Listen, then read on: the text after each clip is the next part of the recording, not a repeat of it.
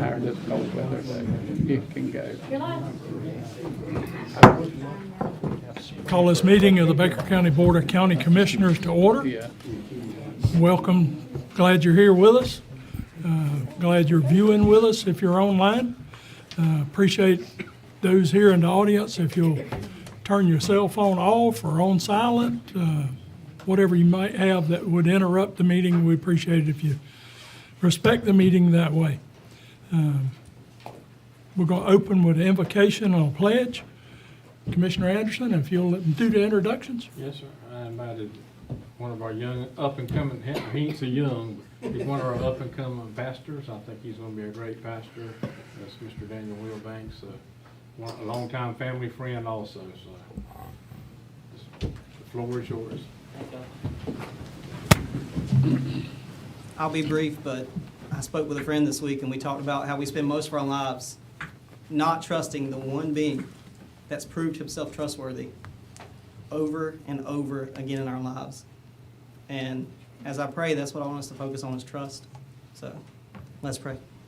Heavenly Father, we come to you tonight so thankful to be here and to grow up in this community and to be in this place. God, we just ask that you lead us to trust you deeply with our families, trust you deeply with our careers, trust you deeply with our communities. God, touch every person within the sound of my voice. Let them grow closer to you, God, and help them to lead and guide this community as we so desperately need you, God, and we so desperately need guidance that points us towards you. I ask that you bless this meeting. Let everything that needs to happen come to fruition tonight. Let everything be edifying and everybody be cordial. God, bless these people in this room, and we just want your will to be done in our lives. In your precious holy name we pray. Amen. Amen. We all say the pledge. I pledge allegiance to the flag of the United States of America and to the republic for which it stands, one nation, under God, indivisible, with liberty and justice for all. Thank y'all. Thank you, sir. Thank you, Daniel.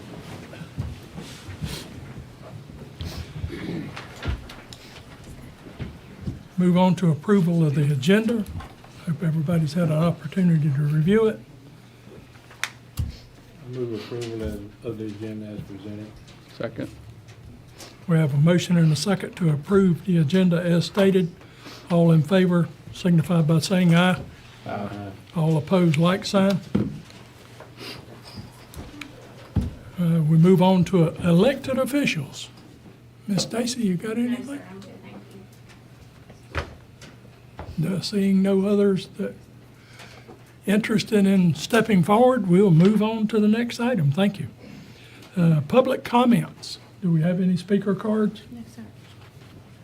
If you're interested in speaking, if you'll fill out a comment card on the back, present it to Ms. Kayla or Ms. Little, we'll make sure that you have an opportunity to speak at an appropriate time. Move on to approval of consent agenda items. I move approval of the consent agenda as presented. Second. We have a motion and a second to approve the consent agenda as presented.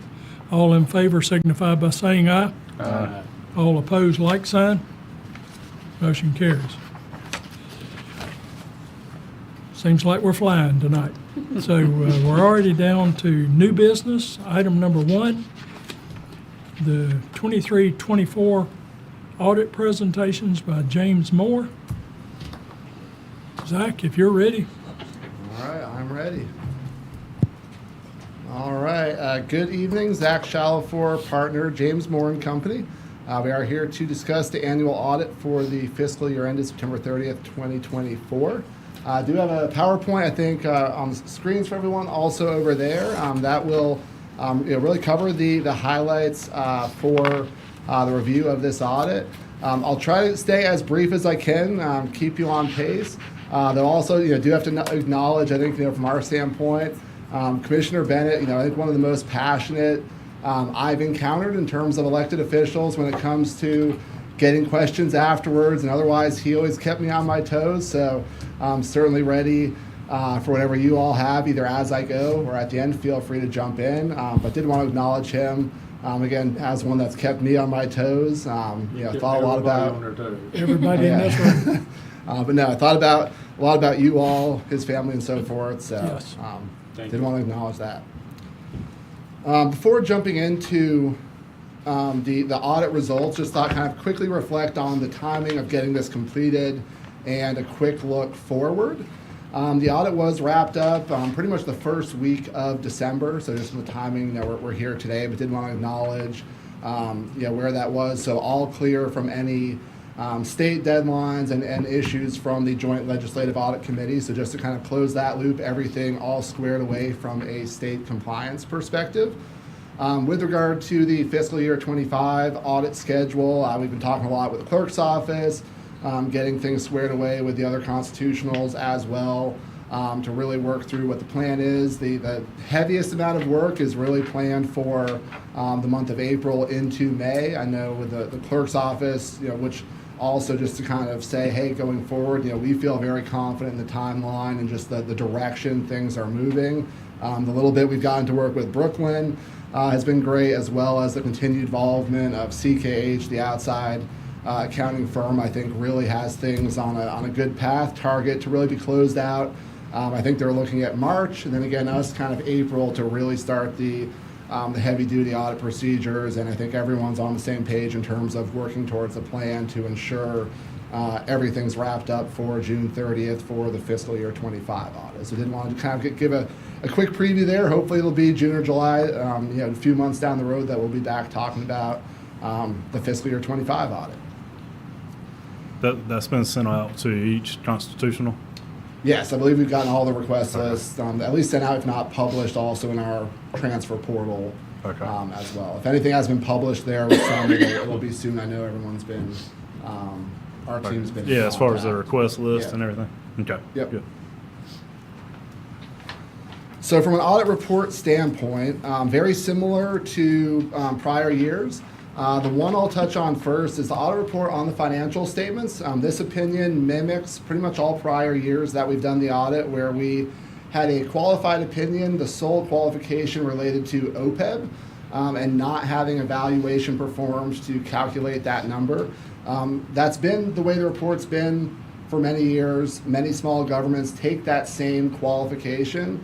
The cost benefit is you pay a few $1,000s to really get one number and some note disclosures from an actuary, but it has no budget impact or otherwise.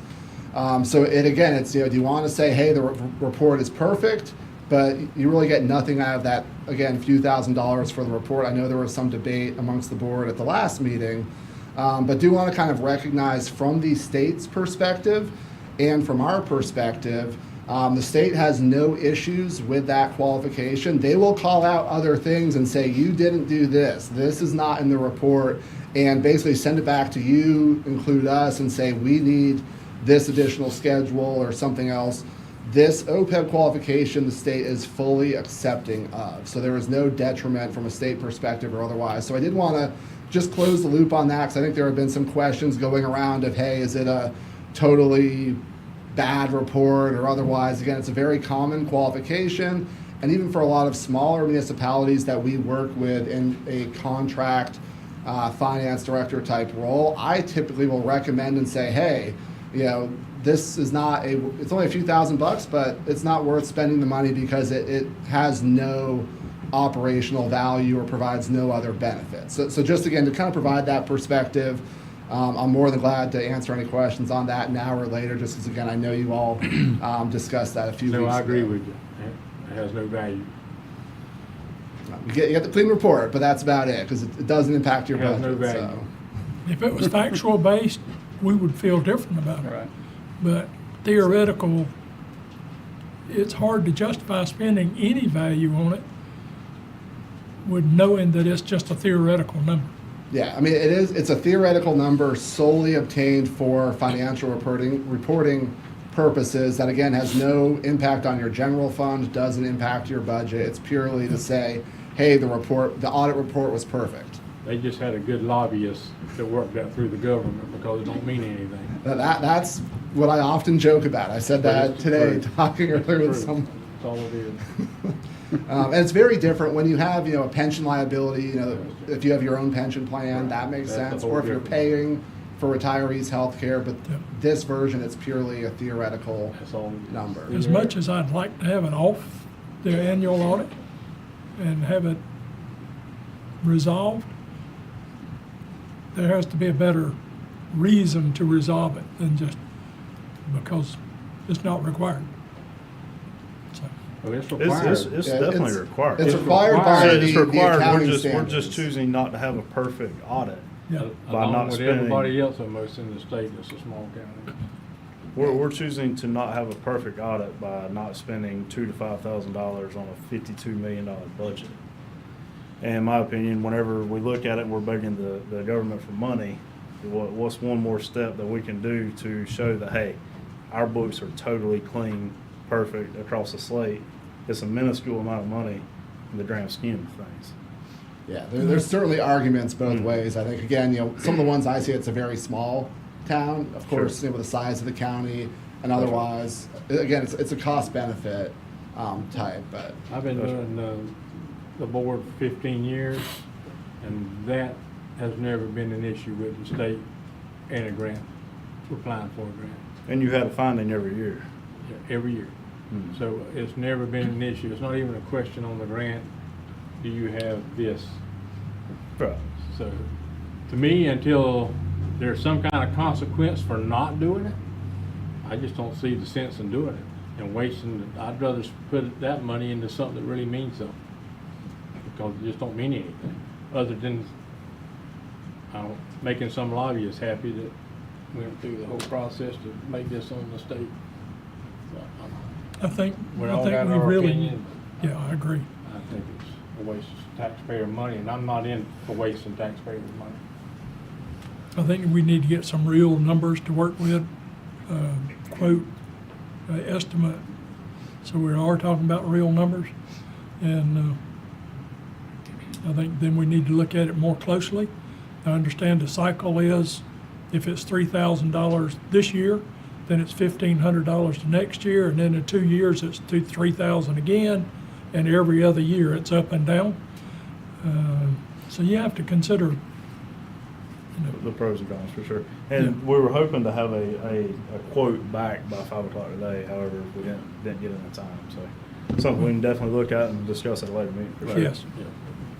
yeah. So again, yeah, cost benefit there. Probably the biggest takeaway, kind of, from my standpoint, for the record, I guess, is from our standpoint, from an audit report standpoint, is anything that we have concerns with or would consider a failed audit, bad audit report, or otherwise, I would say absolutely not. And again, that's how we understand the state sees it. So that's really the biggest thing. I just wanted to make sure to at least convey that. But again, any questions that may come up as you all entertain that, we're glad to provide any insight we can. Okay. Sure, thank you, and thank you for what you've done so far on that, with the questions, appreciate it. Definitely. So the other reports that we issued, single audit report this year did have that carryover federal. Most years you guys are over the federal threshold. This for fiscal year 24 actually dropped below, so it was just a state single audit. And there what happens is your major programs, we have to really do a mini compliance oriented audit. We had no findings there on those grant programs.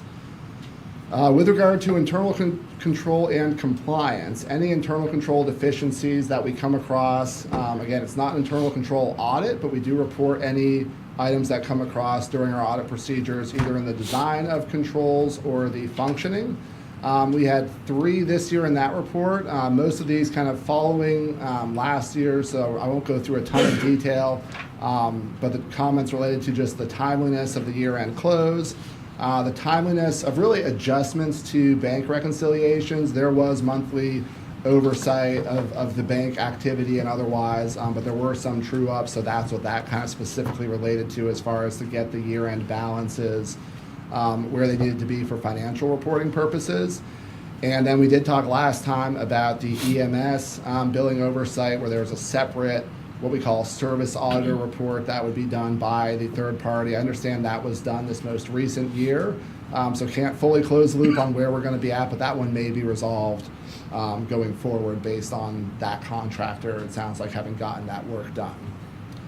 The management letter, or Chapter 10550 Auditor General Report, it's kind of a catch-all of other items. We had one here just related to the budget, where there were some, I believe, departments or funds where there were amounts over budget, really just driven by excess carryover from prior year where there was not a corresponding budget amendment done in fiscal year 24 to match that. So that was all of the items in the current year. All of those also were tied into the prior year audit. So, I think all of them, I would say they were carryovers, but they are actively being addressed. And then we also did follow up on 4 comments that were in our fiscal year 2023 audit report, but deemed to have been addressed in the fiscal year 24 audit. The first 2 related really on the financial statement side with just, did we have audit adjustments to correct numbers once we got everything, and then preparing the grant schedule. Those 2 alleviated, I think, pretty heavily, in part due to the involvement of CKH helping get everything to a very good spot before it was sent over to us for audit. And then the last 2 related to looking at the solid waste fund, considering those rates relative to a subsidy, and then just some of the budget tie-outs we had in the prior year. So of the 8 comments in the prior year audit, half of those addressed in the fiscal year 24 audit. And again, we feel like things are moving in the right direction on the others as well. And then last report, we have to look at the county's compliance with state statutes over investment activity and investment policies. And we did note the county to be in compliance with those statutes.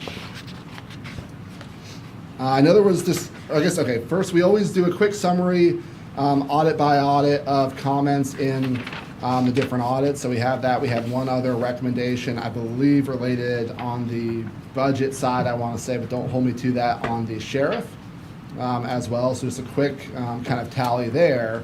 And then I know there had been discussion and a question, I think, that was relayed in terms of just the historical, how have things trended over the years. So I did do a quick kind of 5-year audit by audit where you see kind of more comments countywide in 22 and 23, movement back in the right direction across the board for the fiscal year 24 results that we have for you this evening. From a numbers standpoint, again, these are as of September 30th, 2024. That first header there, the numbers are good, but the header, I think I corrected after sending it to Sarah to get that to be 24. You can see your total fund balance increasing by a couple $1 million from the prior year. So overall, the county in a very healthy financial position when you look at that assigned plus your unassigned fund balance numbers. What we like to always do is kind of put that into perspective relative to what your budget, your actual expenditures were in the general fund for the current fiscal year. As a percent, you're about 63%. Last year was 55%, so almost 8 months in reserves, about 7.5. There is a recommendation out there from the Government Finance Officers Association of no less than 2 months in reserves. They do provide a series of recommendations why you might want to be higher. I always kind of focus on that when they talk about, hey, if you're a smaller government, if you're prone to natural disasters, which, whether you have a beach or not, hurricanes are still very real for all of us in Florida. So all of those factors considered, again, a very healthy, I think, level of reserves when looking at everything in totality. And we do a quick synopsis of your other governmental funds, a little over $2 million in generally those other restricted funds. A lot of our audit testing does look at the activity in those funds to say, hey, when you've got restricted dollars coming in, were those dollars spent appropriately? We came across no issues where we looked at dollars that were improperly charged to those restricted funds. From a debt perspective, no new debt or leases in 24, almost $500,000 in principal payments towards outstanding notes and leases. And then along the lines of OPEB, every year I do close by just referencing what we call the net pension liability. That relates to the county participating in the Florida retirement system. This year, that number shows up to the tune of about $28 million. But again, it does not impact your general fund. It's really for informational purposes only. You're not going to have to cut a check for that amount.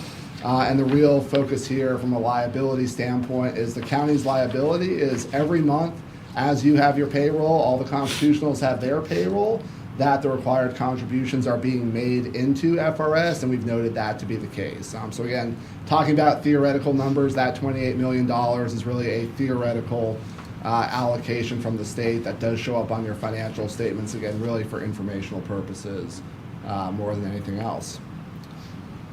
So those are the highlights. I'm more than glad to answer any questions or dive into anything deeper.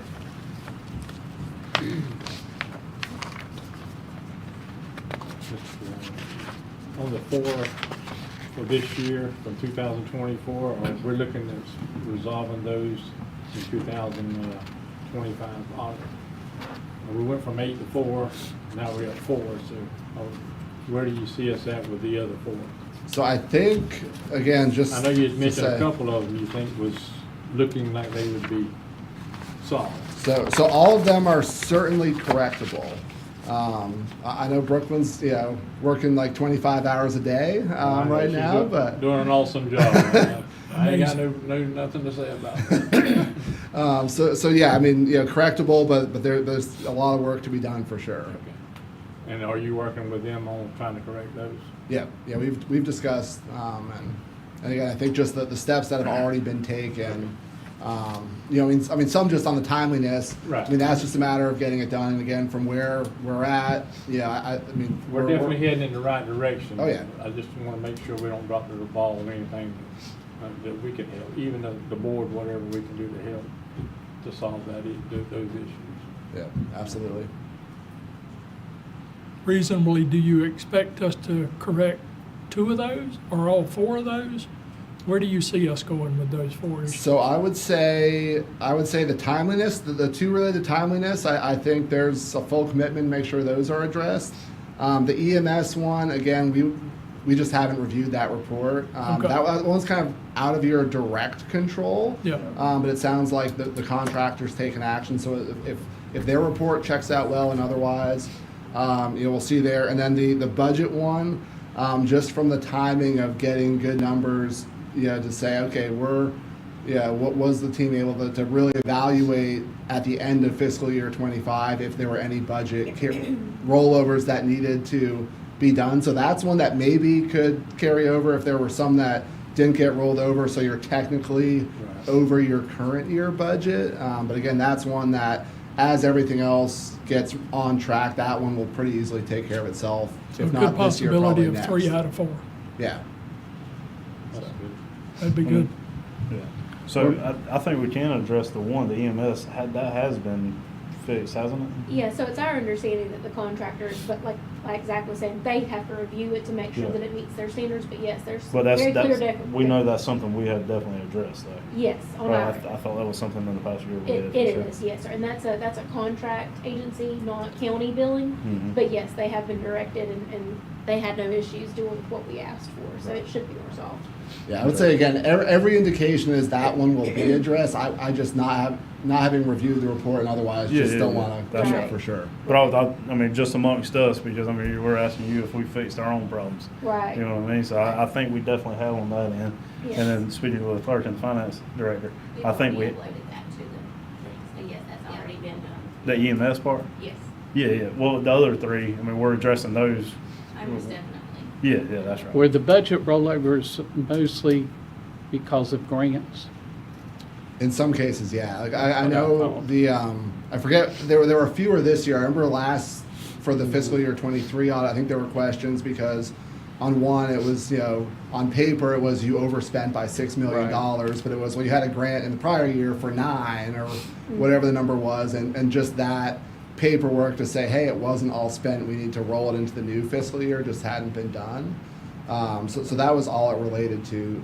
I think there were, it was minor this year compared to last year. But we basically, if we look at it and the ending number is $1 over the approved budget, it's kind of an immediate, it's compliance, very black and white, that it would kind of flow into this. If you're $1 over budget, you're over budget from that kind of black and white test. Okay, thank you. And that's kind of what we're working through with state appropriations, correct? On the charges, as far as from previous years to this year? Like on the ARPA account. Yeah. Yeah, that's what we're saying, yeah. Right. Yeah, Okay. yeah. Yes. Yeah, and that's what Brooklyn. That's what we're working through right now. Exactly, Okay. yes. All right. Yeah. Any more questions? Thank you. All right. Thanks, y'all. Thanks, sir. You have a good night. Thanks, Zach. So look forward to getting to work on the next one. Oh, yeah. We'll be back before you know it. There we go. You never left, you're just still here. Hope to see you again soon. Absolutely. I think you said June or July, is what you said. That's the target. I June. like that target, so just stay with us. Yeah. So we'll be in touch. Thank you. Thanks, everyone. Item number 2 under new business, engagement letter, Auditor General for operational audit. Manager Lowe. Not yet. Thank you, Mr. Chairman. So really, this is just for your discussion. I thought that I would open the conversation. But we did have some correspondence with the Auditor General's office in the last week in regards to the operational audit requested through JLAC. They did send over the engagement letter that's presented before you all now. And we are scheduled to have a conversation with them on site tomorrow. The clerk staff will be included in those conversations. Obviously, we'll all meet together to kind of go over what that process looks like. But just really wanted to bring it to your attention tonight and just open the floor for discussion. Commissioner Mobley has been involved in this process at the direction of the chairman. I had some conversations with Chairman Mann, who suggested that because of Commissioner Mobley's involvement in the audit process, that really he was better suited to serve as the commission liaison for this, and he's agreed to do so. So really, so just want to open up the discussion from you all. From my perspective, I'll be happy to answer any questions if I can.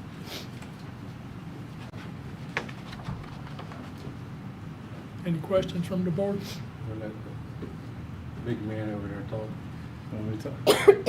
In my opinion, I mean, how much did we say it was gonna cost? Or a roundabout estimate? Right. So in conversation with the Auditor General's office, they were hesitant to give me a firm price because they said that it was truly hour for hour, what it took for them to do the audit. But they said that we should plan for a minimum of $100,000 for that process.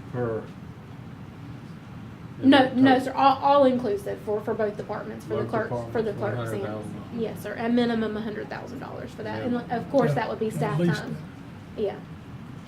They said in going through this process previously, that's where they would start. Yes, sir. Okay. I think we might need to reconsider doing it, since we're getting everything in order, since we have a new finance person, and seems to be everything coming out perfectly with the auditor. So, that's my opinion.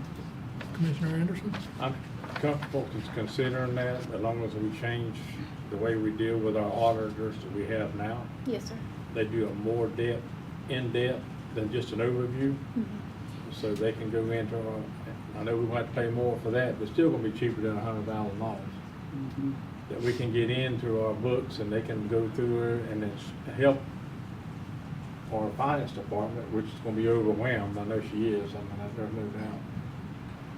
Straighten things, which is what I was basically talking to Zach about Right. tonight, which I don't know if they'll be the ones that do it or not. But I'm Well, looking. regardless, yeah. we're fulfilling, I'm sorry, I didn't mean to talk over you. We're fulfilling our last year of our contract now. So, we have to go out for RFP because it's time to do that regardless. So, yes, sir, I do have, just for consideration, we have talked about that, and we do have some, a broader scope for you guys to possibly review. Like I said, we're here to serve at your direction. so Well, that would whatever be you the all only way I prefer. would consider not doing the audit, because what we've done in the past, there's a lot of things that didn't work and slipped through and didn't function the way they should. I know we have a whole new staff now, but the only reason I'm saying that is to help our new staff, not to discourage them but I think that a more in-depth audit and finding out what that would cost. And not doing the $100,000 state audit, Excuse me. because I still want to make sure that we have everything right. I mean, we're talking about spending $2,000 to get some kind of dumb paper that says that this is what you owe, and they don't even know what you owe. But they do know it, you got to pay them $3,000. Yeah. But this, to me, is a lot more important.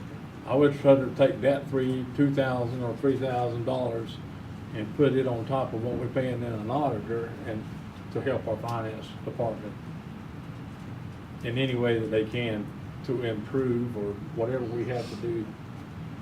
So our audits is on time, all the line items are correct, and I know Ms. Brooks is gonna do a great job, I have no doubt in my mind. But every one of us sometimes need a little help, including me. I need a lot of help. But I would think that if we would go that route, I would really consider I would rather go that route than have, I'm not gonna go into the political side of the state. But they just went through an audit with another county and it's not been very good. It's really bad on the county. And I don't think that our county needs that. Could you clarify what the meeting is for tomorrow? The meeting for tomorrow was really sort of an introduction.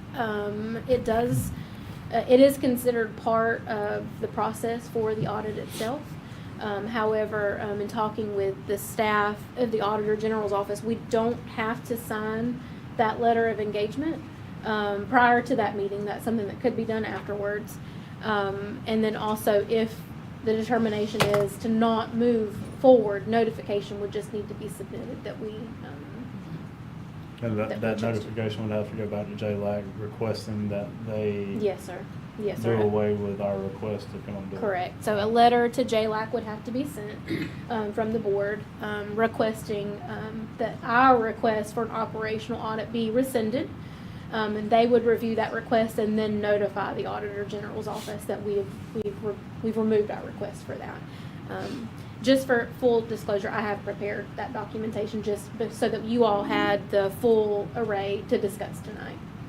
And has, So whatever the has direction Rich is. looked at that letter? I'm sorry? Has Rich looked at that letter? Yes. Because I really want him to be heavily involved in this process. Excuse me. I Yes, think sir. it's, Ms. Little and I talk about this, I feel like almost every day. okay, I just want to make sure, and then also, I want to make sure that we submit it, but also want to see, does the clerk have to submit also? Since the Yes? request, yes, Okay. she would. Great, so you can get your attorney involved in it too, and make sure we're on the same page. That's what we want to be, our county wants to be on the same. Are we not on the same page, or? I don't know, because it's my understanding that it's an operational audit, don't have to do anything to do with financial, so there's an operational aspect more so than just the finance aspect of it. Yeah. That's what we wanna see what they say, because like I said, they had very little contact with me at all. Right. They just said, can you meet, we've agreed to meet everybody in the same room, so they can tell us like, hey, this is what to expect. Because honestly, even I asked the auditor, he had no idea what those entailed. Yeah. So it's like nobody really can tell you what to expect until we talk to them tomorrow. Until we talk to them tomorrow, right? Exactly. Yeah. Yeah. Yeah, So we can make a decision in 2 weeks. certainly. For sure. I mean, the way it sounded to me, and this is going off of the conversation you had with the AG's office, right? Right, right. The AG's office was that they felt that we were pushing for them to come sooner. We're just saying, hey, come when you can. Yeah, You know what I mean? So after meeting with them, they were like, we had it kind of pinned in for later in the year, but we felt that we were trying to get them here as soon as possible. So that's why they tried to set the meeting. So I feel like even if we set the meeting tomorrow and have the meeting, we can later discuss it in 2 weeks. And then say, hey, this is kind of what the meeting entailed. Here's what they're looking at. Here's what we can expect. It may not be $100,000. It may be half of that whenever they come sit down with us. We don't know until we sit down with them tomorrow and then discuss that. Is the sheriff's office going to be included in It's a county the audit. operation? It's a full county This audit, is- it's not just the clerk, Can I- It's everybody. it's everybody. Yeah. As well? sure, certainly, yeah. Chairman's fine with it, yeah, for sure. So we want it on the agenda for the next meeting. I Absolutely. just think we have to be very careful because the atmosphere right now in Tallahassee is not real good. It's not With things supportive like of that. local governments. Yes. Yeah, There's that's a lot of allegations that local governments are not good fiduciaries of taxpayer dollars. Right. but most of the fraud they find is in your big cities. That Oh, sounds like- I agree, it's just kind of that undercurrent. I know what they say, I know, but I'm just. Yeah, trying to this, do it. this will, I mean, if they come show it and we got a clean slate, I mean, we know there might be a couple internal controls, but if they come in and find that we're operating efficiently, One of the neighboring counties just got. got really eaten up by the Mhm. state. And they're not a small county. They're a medium-sized county, That's right. and it didn't go well for them. And they've done everything right as far as I can tell, but it didn't go well for them. In my opinion, we went and asked Tallahassee for it, clerk went and asked Tallahassee for it. We sit down with them tomorrow, and then we can make a better, better discussion and judgment in 2 weeks. I agree. I I mean, agree. I don't think we should make a decision tonight. No, Right, I mean, I'm really, looking forward to hearing what they have to say. Yeah. yeah, And then I think we can collectively make a decision after that. Yeah. So we're here to do whatever you all direct us Well, to Miss do. Sarah, I'm gonna recommend after the meeting tomorrow that you maybe take some notes, and if you could share those with all the Absolutely. court, we can't talk to Commissioner Mobley until our next meeting, but you can share notes Yeah. yeah. and what's come out of the meeting, so we have time to process it. what's going on. And then I think that would be helpful to Certainly. make our decision. Definitely. Anything else? Also, I would like to have a price, estimated price, on what upgrading or not it would be, a ballpark. Do you know that? Well, we're gonna go back out for What- RFP soon. I think that's when you're gonna get that information. Right. I think it But would be that'll- hard to speculate because it's so specific to us. But as part of the process, you would ask for proposals on pricing, right? And so you could look at that through the process. Well, we're trying to make a decision now on whether to spend, which we don't know what the amount is, 100,000, 50, 25. For me, it would be easier for me to make a real good decision if I'm looking at, Mhm. if the costs are gonna be close to the same, Right. so. Yeah, we can look at that for you. I haven't seen any local government, county or municipality, with an audit that's at 6 figures. I haven't. You haven't? I have not seen That's anything. what we're paying now, there, right? Our annual audit Mhm. isn't that high, is it? Mhm. Yeah. I think So we're like at 112,000. 112, Yeah, Yeah. 112, 118. Well, we Yeah. added stuff on though, because we were late, didn't we? That wasn't the, No, that's That was- contracted, we're That's contracted for almost Mhm. 120,000. I'm saying almost, it was 112 I think so. plus. Mhm. Which, that I want to make sure with the RFP that we go out and we're getting the best bang for our buck when it comes to that. Mhm. We're definitely already spending 100,000 a year on a fiscal audit or a financial audit. Right. So, and to add on to that, if we do add into it, we're already contracted for the 24-25 one. Mhm. So that would have to be added on to the 25-26 Right. unless we pay additional on top of the one, I think this year, don't hold me to it, I want to say it was about 118.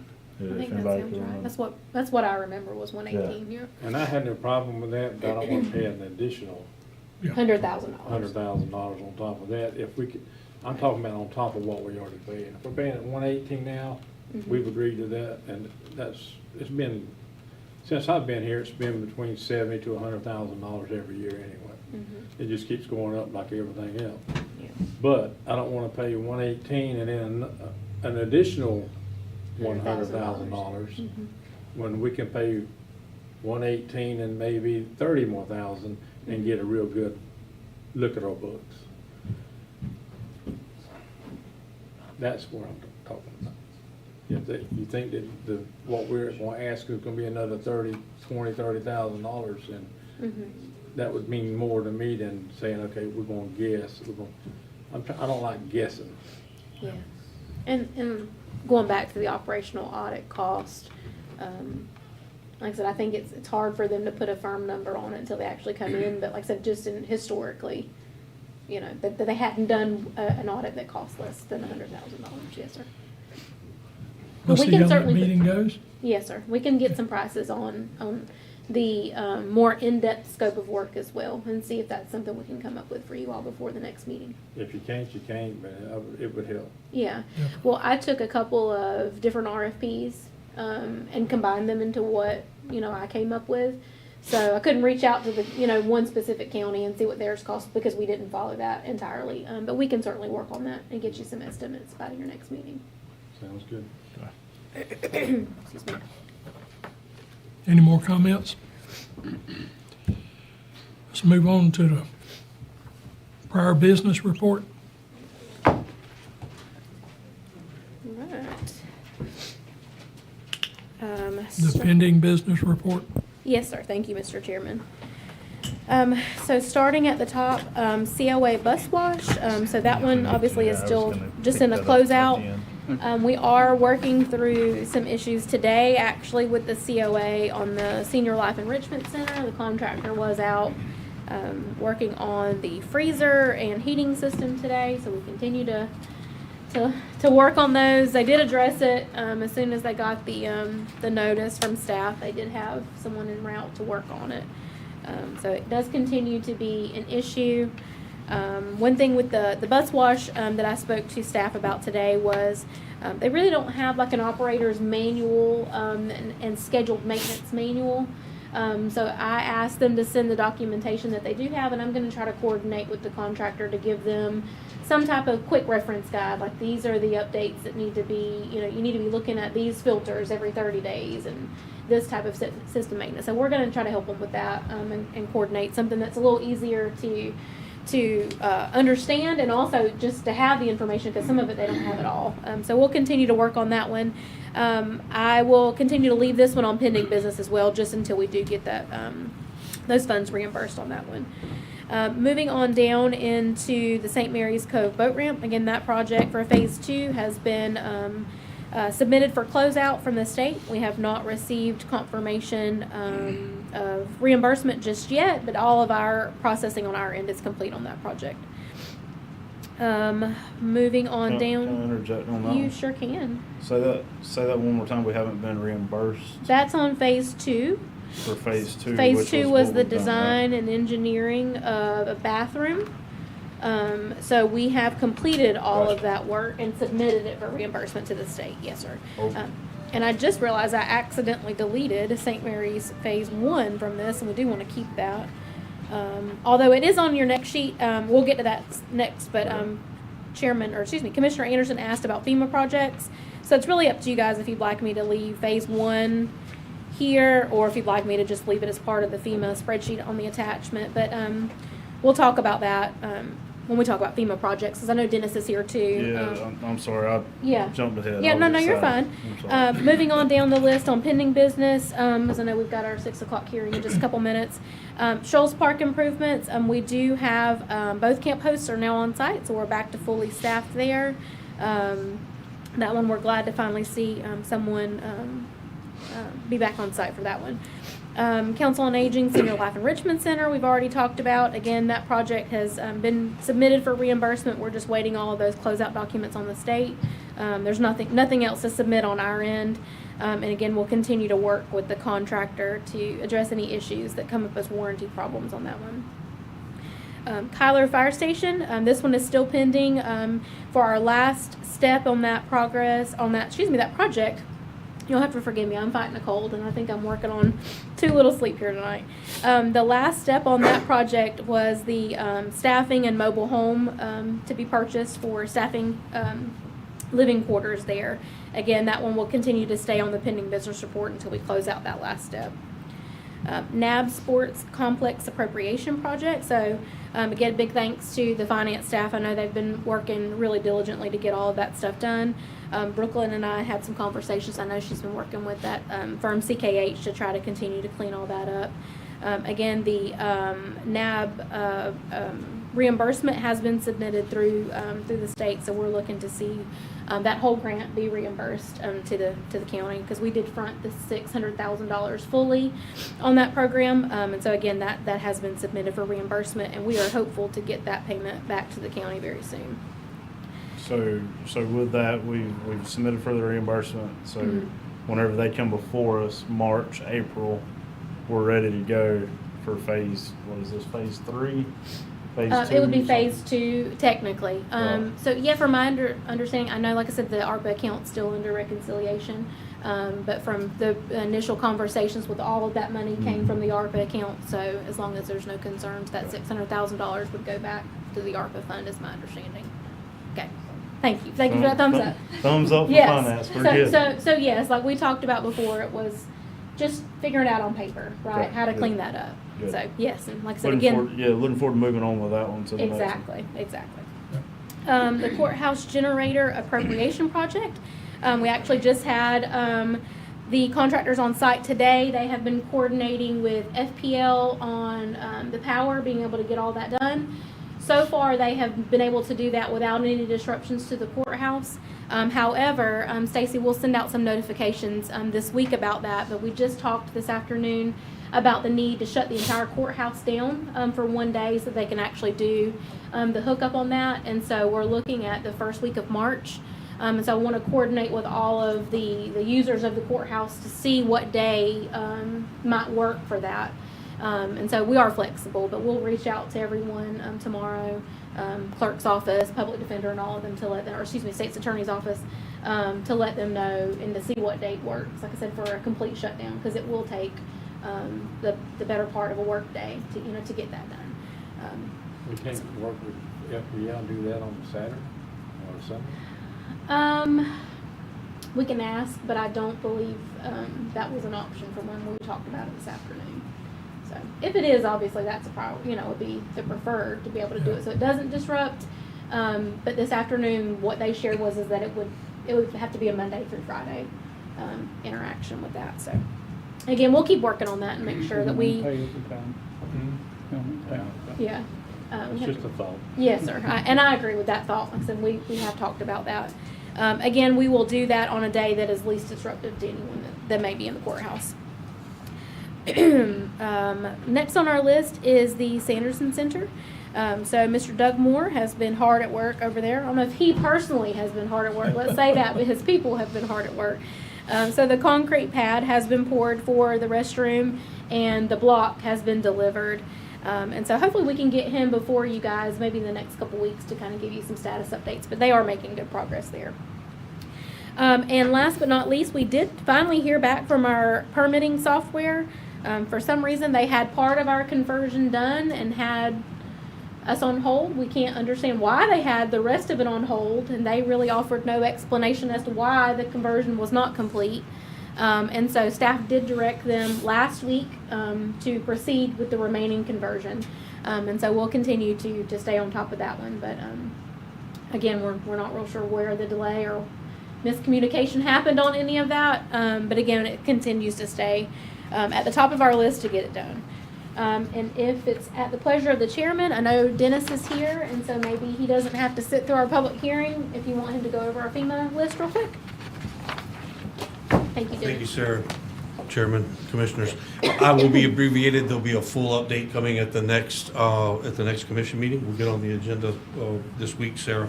Yep. So I'm really happy to be here tonight because I'm bringing a lot of good news. So I'm going to just run down really quickly.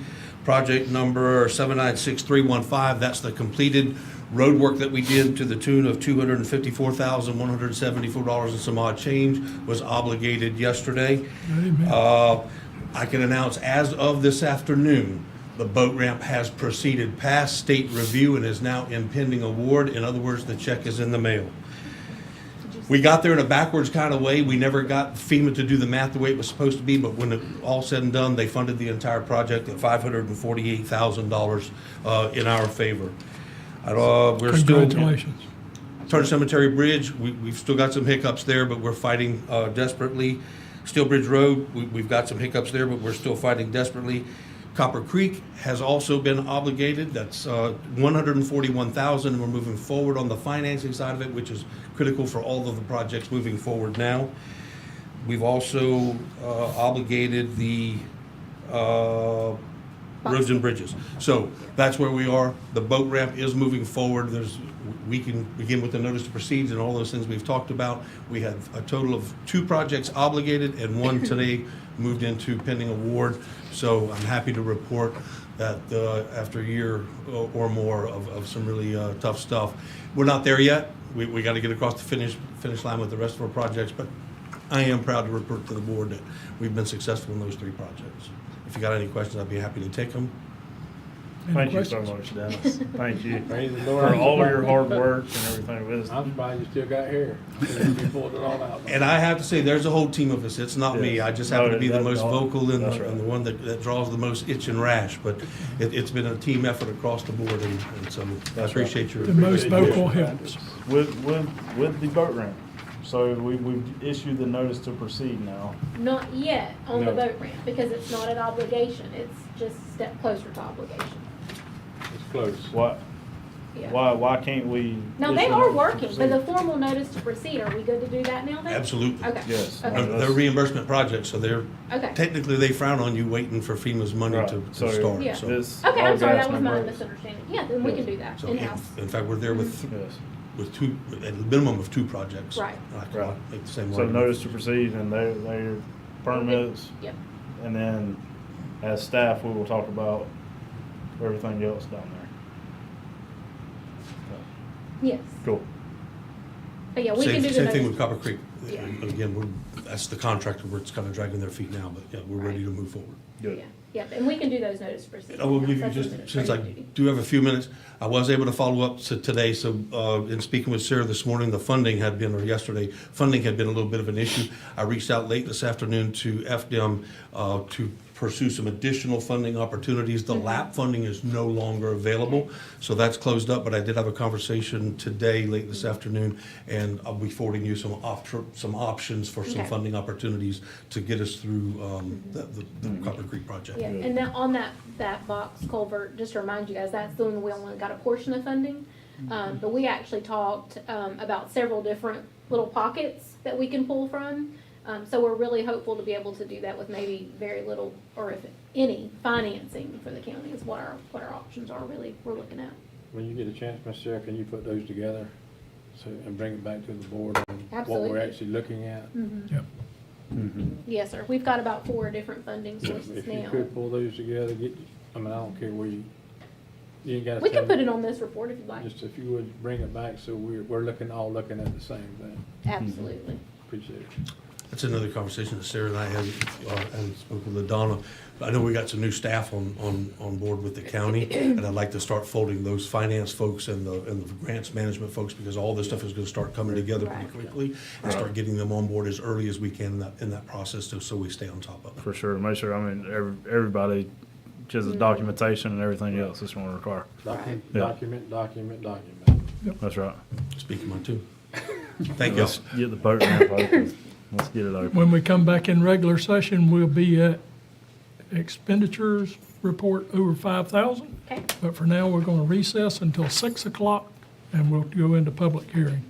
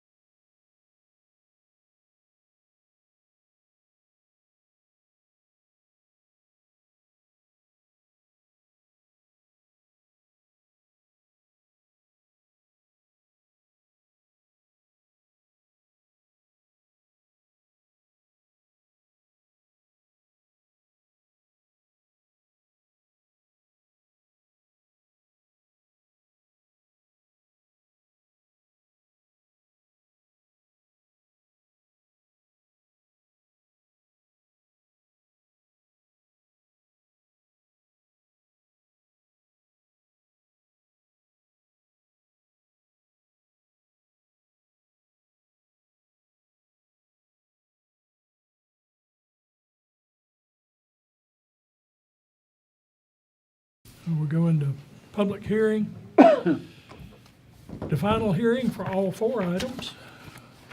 Ms. Combs. All right, good evening. So this is final hearing for all 4. They are companion items, so if it's okay with you, I will present the companion items together.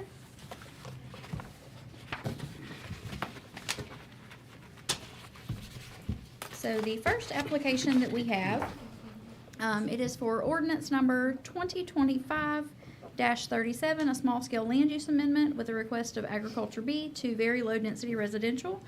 The companion is ordinance number 2025-38, a rezoning with a request of agriculture 7.5 to residential conventional mobile home 2.5.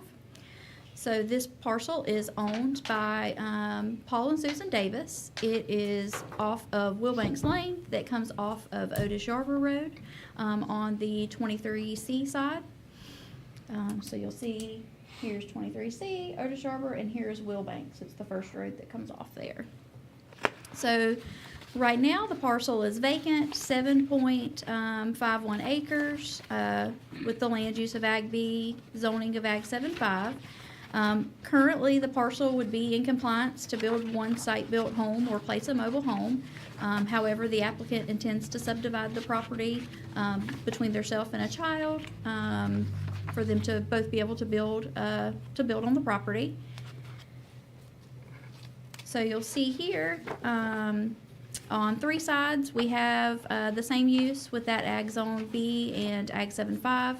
However, across the street, you'll see some very low-density residential and some RCMH1. If you'll recall, this is actually an amended application. Initially, we had brought this application to you with a request of RCMH1, and then through some discussion and the future intent of the property owners, it was the direction to maybe amend to a RCMH 2.5 that would allow them to split the property now with their oldest child and still allow them to have the flexibility in the future to give a family lot to their second child if that's the desire when that time comes. But now it would allow them to build for themselves and for their oldest child on this parcel. So you'll see here, this is what the survey looks like. So it would be split into one parcel. Here is the second parcel here. Here's the easement along Wilbanks. That is a non-exclusive easement. And then there is a proposed easement that goes along the property line in the center there that would provide access along the entire length of both of those parcels. So staff recommends approval, LPA recommended approval as well, and if you have any questions, the property owners are here. Any questions from the board?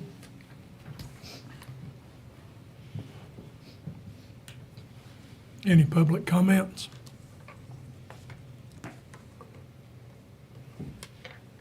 Hearing none, what's the pleasure of the group? Make a motion to approve ordinance number 2025-37, read by title. Second. Have a motion and a second. Ordinance Sure. 2025-37, an ordinance of the Board of County Commissioners of Baker County, Florida, making a small-scale amendment to the Baker County Comprehensive Plan by reclassifying approximately 7.51 acres of real property owned by Paul and Susan Davis from agricultural B to very low-density residential in order to bring the parcel into compliance on the future land use map, providing findings by the Board of County Commissioners, providing direction for recording, providing for severability, and providing an effective date. And we'll move on to the companion. You have to take a vote. Yeah, I have. Sorry. All in favor of approval of, what is that, 25-37? Yes, sir. Signify by saying aye. Aye. All opposed, like sign. Motion carries. So now we move on to the companion item, 25-38. Motion to read ordinance number 2025-38 by title. Second. Ordinance 2025-38, an ordinance of the Board of County Commissioners of Baker County, Florida, amending the Baker County zoning map by reclassifying approximately 7.51 acres of real property owned by Paul and Susan Davis from agricultural 7.5 to residential conventional mobile home 2.5 with the intent of bringing the parcel into compliance with its acreage, providing for a change of zoning, providing direction for recording, providing for severability, and providing an effective date. We have a motion and a second for 2025-38. All in favor by signify by saying aye. Aye. All opposed, like sign. Motion carries. Ms. Ladonna? All right, so the next two are companion items as well. So this is for ordinance number 2025-40, a small-scale land use amendment with a request of Agriculture B to very low density residential. And the companion rezoning ordinance number 2025-41 with a request of Agriculture 7.5 to residential conventional mobile home 2.5. So this parcel is owned by Travis Hall. It is off of Bertha May Harris Road, but it's on the corner of Cruz Road and Bertha May Harris Road, which is on the 127 side of Cruz Road. So if you look just in the corner of the map here, that is, that's 127 there. And then Cruz Road comes along right after the curve. That's going to be the parcel there. So this parcel currently is 27.66 acres. The entire parcel has a land use of Ag B and a zoning of Ag 7.5. This request is only to it is only covering 2.99 acres of the 27.66 acres. So it is the intent of the property owner to subdivide 2.99 acres along with the mobile home that is currently on the property, and then keep the remainder of the property intact to build a site-built home for themselves. So instead of a request to change the entirety of the parcel, they're only requesting to change just the 2.99 acres that's being sold. So you'll see two sides, Ag 7.5, Ag B, and then two sides RCMH 2.5 with that very low density residential. So we did feel that it met the character of the area. Here is the flood map.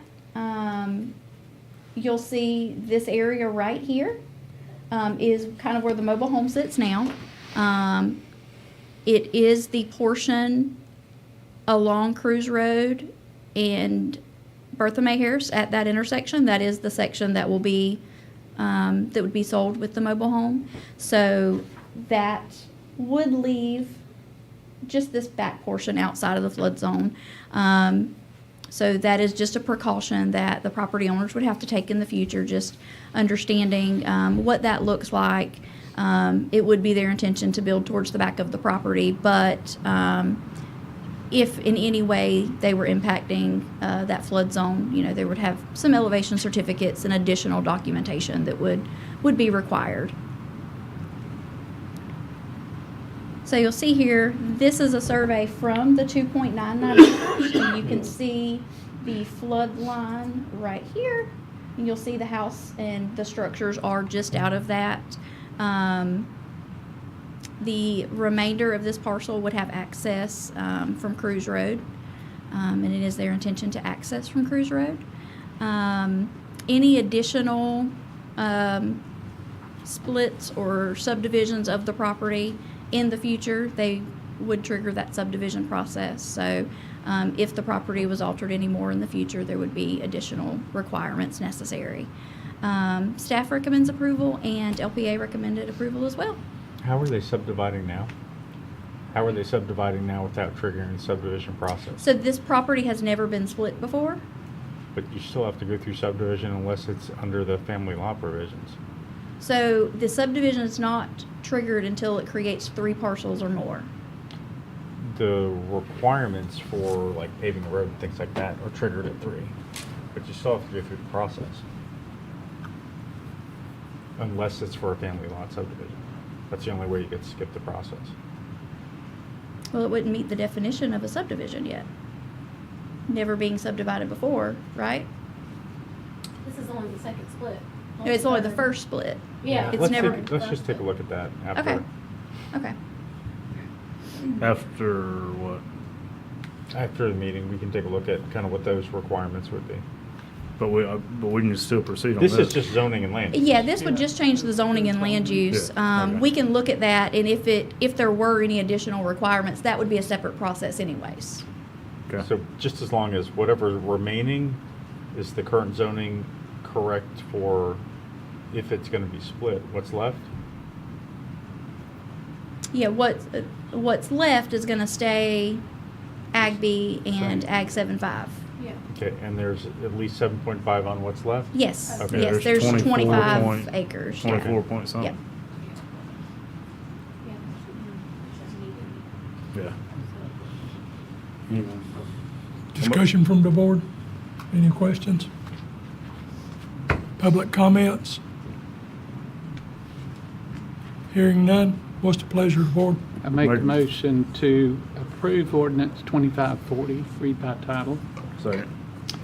Ordinance 2025-40, an ordinance of the Board of County Commissioners of Baker County, Florida, making a small-scale amendment to the Baker County Comprehensive Plan by reclassifying approximately 2.99 acres of real property owned by Travis Hall from agricultural B to very low density in order to bring the parcel into compliance on the future land use map, providing findings by the Board of County Commissioners, providing direction for recording, providing for severability, and providing an effective date.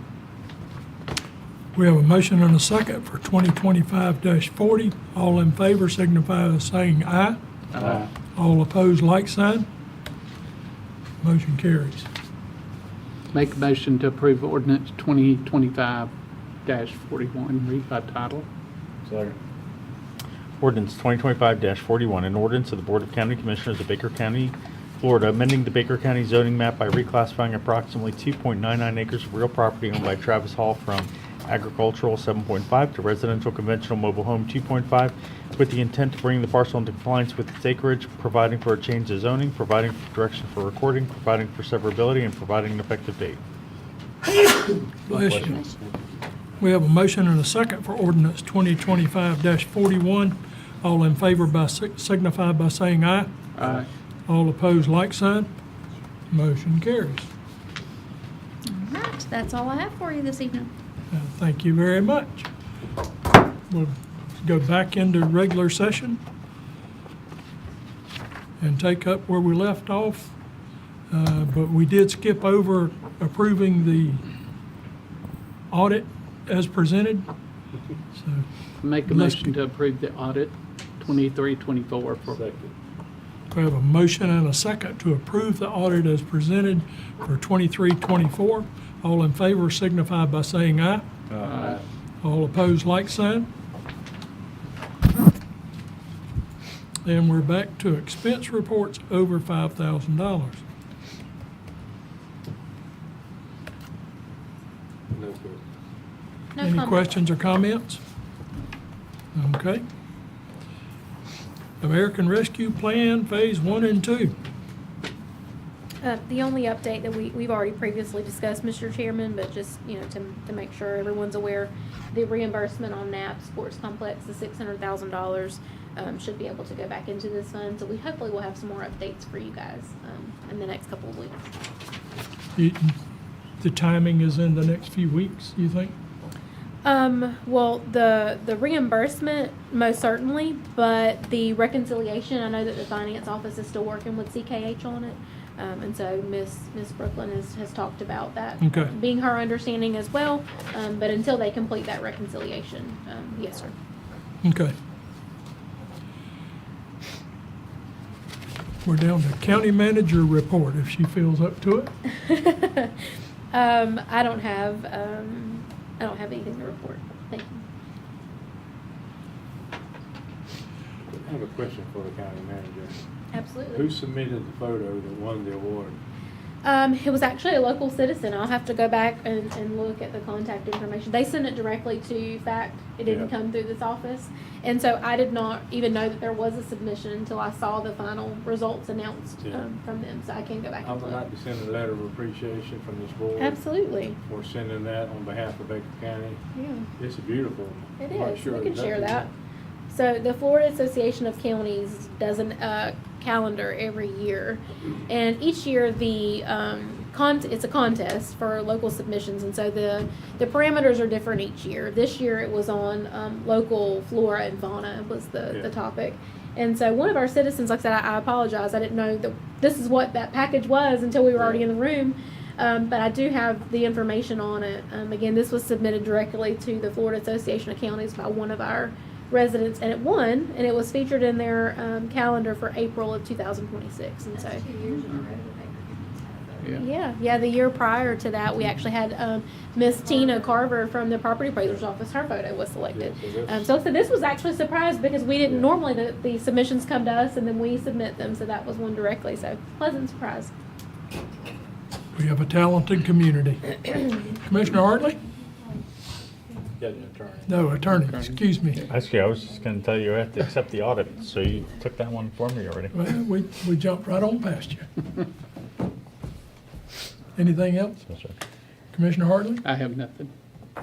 Commissioner The Anderson? only thing I have is the Northeast Florida Regional Council reached out to me, and they are accepting me as the new president, or will be accepting me as the new president, so I will be starting as the new president of the Regional Council on the Thursday meeting, Thursday morning. Congratulations. That's a great thing for Baker County. What does that pay? What does that pay? You get your big check? I can't get it. What does it pay? Say it's $0, but lots of It's headaches. $0. Commissioner Motley? No, I'm excited to have the audit presented today. I think it's definitely a step forward. Look forward to tomorrow's meeting. I know that we've already discussed it, but look forward to, trying to take a step either way, and just having to put it behind us. The only other thing I had was I'm hearing a lot of chatter about just trash on the side of the road, so I know that's something we're going to address. When does the gas tax, go into effect? So it goes into effect in January of this year. And what we discussed through budget workshops was we would get through the first quarter of this year to see that those revenues come in like we projected that they would before we hired that staff. So we're looking like May-ish to Yes, sir. see what has came in for that? Yes, sir. Okay.